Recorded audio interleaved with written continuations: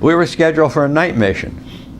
And we didn't have our own plane. We had a replacement plane.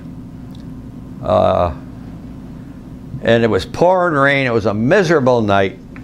And the way it went was the co-pilot, we had a slide rule, computer slide rule, remember those?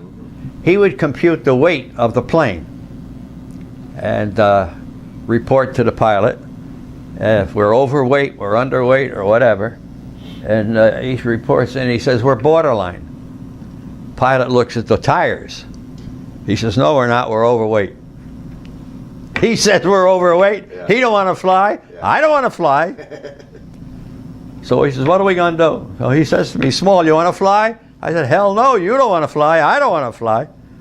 So he says to the radio man, call in, we're aborting. Calls in, we're aborting. 2 minutes later, the colonel races up in a Jeep. The hell do you mean you're aborting? Why? Rennie says, we're overweight. Look at those tires. It was a tired old ship. He says, that tires are perfect. Give me the slide rule. He says, you're within borderline. Go.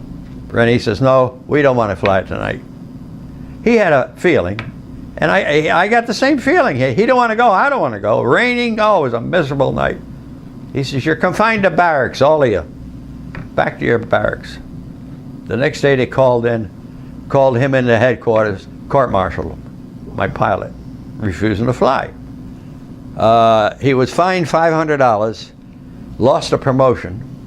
He was up for captain. We were all up for first. He lost his promotion to captain, fined $500. They couldn't confine him to quarters because they needed him. And with him went this whole crew. So they kept him flying.